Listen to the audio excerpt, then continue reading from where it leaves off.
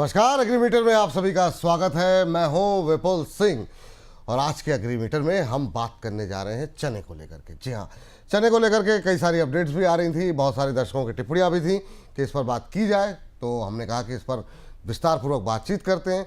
और चने पर बात करनी हो तो कुंवर जी ग्रुप के डायरेक्टर और हेड रिसर्च रवि देवरा जी से बेहतर नाम कोई हो नहीं सकता है। तो रवि सर, पहले तो बहुत बहुत स्वागत आज की इस चर्चा में जुड़ने के लिए और हमारी इस खास पेशकश का हिस्सा बनने के लिए। धन्यवाद सर। धन्यवाद सर। तो सर, सबसे पहले तो ये जानना चाहेंगे कि अब त्योहारी सीज़न शुरू होने वाला है, उससे पहले क्या हम मान के चले बेसन और दाल मिलों की ओर से चने की खरीदारी क्या बढ़ती हुई दिखाई देगी? अभी डिमांड किस तरीके से दिखाई दे रही है चने को लेकर के घरेलू बाजार में? घरेलू बाजार में तो डिमांड स्ट्रांग है। आई थिंक पर्टिकुलर जिस हिसाब से फेस्टिविटी भी काफी नजदीक है इस टाइम थोड़ी मीन्स के, क्योंकि गुजराती एंड इंडियन जो मंथ है उस हिसाब से एक महीना डिले चल रहा है। एंड इस हिसाब से जो अगस्त में आनी चाहिए थी फेस्टिविटी वो एंड ऑफ द अगस्त है। आई थिंक बट एक महीने डेढ़ महीने पहले ही उसकी जो डिमांड है वो मार्केट में आ जाती है। तो कंपेरेटिव मुझे लग रहा है कि 15 तारीख के बाद अच्छी डिमांड में इम्प्रूवमेंट होगा। अभी क्योंकि बेसिक देखे तो काफी रेनफॉल हुआ, काफी इन बिटवीन मीन्स के प्रॉब्लम आए, इस हिसाब से अभी के सिनारियो वाइज देखे तो थोड़ी डिमांड एंड सप्लाई दोनों काफी कमजोर रही है।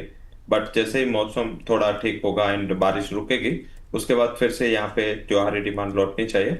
और इस टाइम वैसे ऑप्टिमिज्म भी ज्यादा है इन पर्टिकुलर जिस हिसाब से मीन्स ये weather expectations and El Nino expectations ये सारी मीन्स के एक्सपेक्टेशंस नेगेटिव है in terms of agri output. तो मुझे लग रहा है कि यहाँ पे इमीडिएट टर्म्स पे जो स्टॉकिस्ट है वो ज्यादा एक्टिव हो गए, क्योंकि अभी जिस हिसाब से डिमांड है इस हिसाब से उसको कैटर करना भी ये लोग का ड्यूटी है। तो इस हिसाब से मुझे लग रहा है कि 15 तारीख के बाद जैसे थोड़ा बहुत वेदर इंप्रूव होता है यहाँ पे अच्छी डिमांड फिर से लौटेगी। जी सर, अभी चना की आवक को लेकर के पीक सीजन चल रहा है। अब क्या सिचुएशन देखने को मिल रही है? जितने भी इम्पोर्टेंट स्टेट्स हैं वहाँ पर आवक की सिचुएशन क्या देखने को मिल रही है? जरूर से अराइवल्स तो काफी अच्छी थी। बारिश की वजह से अराइवल रुकी है बट मुझे लग रहा है कि नॉर्मलाइज होगी, क्योंकि क्रॉप भी लास्ट ईयर का अच्छा था। थोड़े सेंटिमेंट खराब हो रहे हैं नेक्स्ट ईयर के लिए एंड जो अभी कर्नाटका में सोइंग के डेटा आ रहे हैं वो थोड़े पेसिमिस्टिक है, काफी कम सोइंग हुई है। एंड अभी एक स्पेल खत्म हुआ है मानसून का।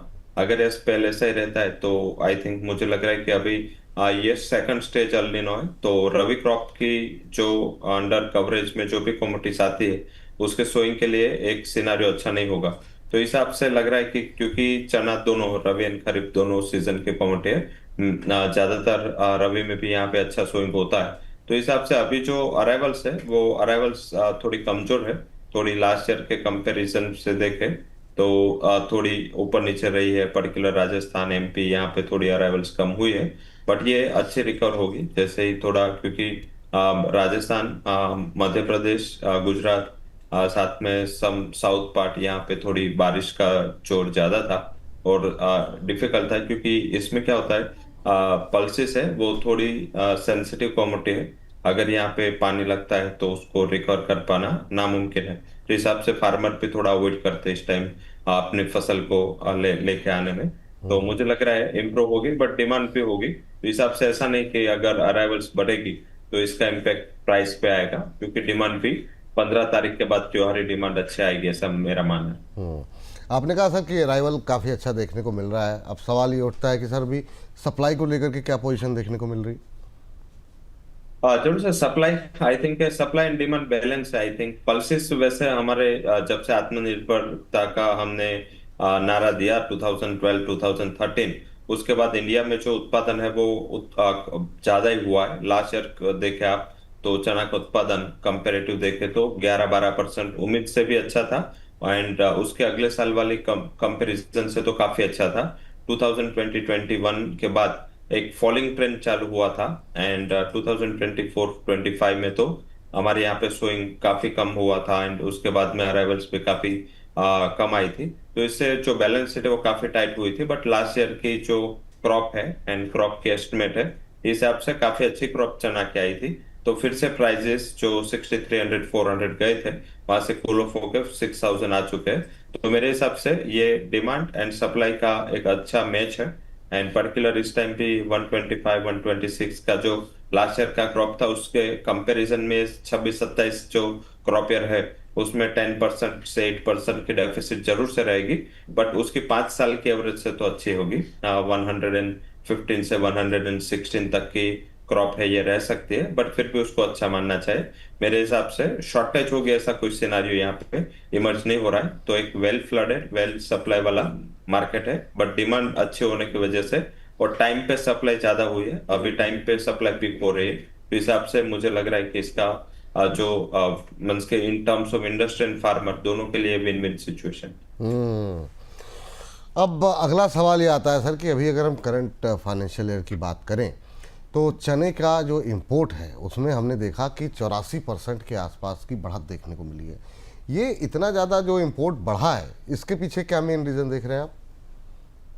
पर्टिकुलर रीजन लेट क्रॉप था लास्ट ईयर में, सोइंग काफी जो रबी में सोइंग थी वो डिले हुई थी, और हिसाब से जब थोड़ी डिमांड आई, जब पहली फेस्टिविटी की डिमांड हमारी आती है, मैरिज सीजन की जो डिमांड आती है, तब इतना ज्यादा क्रॉप नहीं था, एंड हमारा आर्बिट्रेज भी था, मीन्स के जो डोमेस्टिक प्राइसेस है उससे ग्लोबल प्राइसेस काफी नीचे थे, सस्ते थे, तो हिसाब से हमारा जो इम्पोर्ट है वो अच्छा बढ़ा था। एंड ये इम्पोर्ट अच्छे टाइम पे भी बढ़ा है, लाइक कि जब हमने अभी नेक्स्ट ईयर के लिए काफी अच्छा स्टोर करना पड़ेगा, तो मीन्स के वेल बैलेंस सप्लाई ग्लोबली भी थी, सप्लाई वाले जो भी पल्सेस वाले कंट्री से ऑस्ट्रेलिया कनाडा सभी जगह से अच्छी सप्लाई की उम्मीद ये साल भी है, तो मुझे लग रहा है कि यहाँ पे वैसे देखे तो सिनारियो अच्छा है पल्सेस के लिए, बट इंपोर्ट बढ़ने की दो वजह मेजर थी। एक तो प्राइस आर्बिट्रेज, डोमेस्टिक प्राइजेस से ग्लोबल प्राइजेस पूरे साल सस्ती रही है, और सेकंड था कि हमारे यहाँ पे लेट अराइवल आई, तो हिसाब से जब डिमांड थी तो उसको कैटर करना भी जरूरी था, तो हिसाब से इंपोर्ट यहाँ पे थोड़ा बढ़ा है। हम्म। अभी सर अगर जो आपको ट्रेडर्स देख रहे हैं जो फंडामेंटल्स करंटली देखने को मिल रहे हैं, उस उनके लिए, उन ट्रेडर्स के लिए अभी शॉर्ट टर्म में क्या आउटलुक लेंगे? क्या अभी करंट लेवल पे और ज़्यादा तेज़ी की संभावनाएं हैं या फिर मंदी करनी चाहिए? प्राइस का आउटलुक क्या है? मेरे हिसाब से यहाँ पे जैसे मैंने बात की कि सप्लाई एंड डिमांड का एक बैलेंस सिनारियो है, तो प्राइजेस के लिए भी एक बैलेंस सिनारियो है। प्राइजेस 6300 से नीचे आके अभी ऑलरेडी 400 पॉइंट की करेक्शन आ चुकी है, एंड इस हिसाब से मैं दिल्ली चना प्राइसेस की बात कर रहा हूँ, तो इस हिसाब से मुझे लग रहा है कि यहाँ पे अच्छे प्राइसेस में करेक्शन है। शायद ये करेक्शन जैसे ही थोड़ा सप्लाई का इम्प्रूवमेंट होगा थोड़ा और बढ़ सकता है, बट 5850 से 5900 एक्यूमुलेशन के लिए अच्छा जोन है। अगर ये करेक्शन में 5850 के आसपास प्राइस मिलती है तो आप नया स्टॉक की मींस के यहाँ पे बाय कर सकते हैं, एंड जैसे ही डिमांड स्टार्ट होगी मेरे हिसाब से ये प्राइस एब्जॉर्ब होने लायक है, क्योंकि सारे एफएमसीजी कंपनियों ने प्राइस हाइक लिए, तो इसका एक एडवांटेज इसको मिल सकता है कि डिमांड अच्छी रहेगी। तो मेरे हिसाब से इमीडिएट अगले 10 से 12 दिन यहाँ पे थोड़ा प्राइस का ट्रेंड वीक रह सकता है, एंड 5850 तक प्राइस आ सकते हैं, ये लेवल पे मेरे हिसाब से बाय करना उचित रहेगा। ठीक है। लास्ट क्वेश्चन सर, अभी अगर अग्री कमोडिटी में पोजीशन बनानी हो तो वो कौन सी टॉप अग्री कॉल आपकी कौन सी होगी सर? जब से इस टाइम जैसे जब से आईएमडी की एस्टिमेट आई है अप्रैल से, तब से हमने बात की है कि यहाँ पे बेचना है वो पाप है, एंड बाय ही करना है बेसिक का। Every dip would be buying opportunity.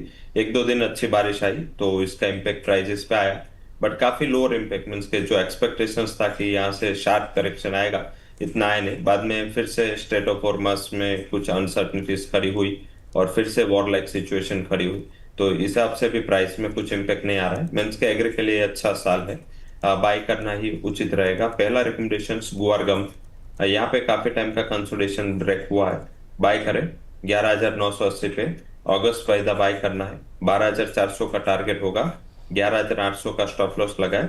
Second recommendation castor पे रहेगा, यहाँ पे मुझे लग रहा है कि स्विंग मीन्स के उसका जो बेसिक टाइम है वो जुलाई मिड है, क्योंकि अगर जून में अच्छी बारिश नहीं रहती तो मिड जुलाई से इसमें सोइंग काफी अच्छी होती है, बट इस टाइम मिड जुलाई तक जो रेगुलर क्रॉप है उसकी सोइंग अभी चालू नहीं हुई है। जिस हिसाब से अगर इसकी सोइंग चालू भी होती है तो अगस्त में आएगी, अराइवल्स अप्रैल मई में आएगी, तो मेरे हिसाब से क्योंकि 6 महीने का क्रॉप है तो मेरे हिसाब से यहाँ भी काफी गैप हो जाएगा सप्लाई का, तो हिसाब से प्राइसेस में एक अच्छा उछाल आ सकता है।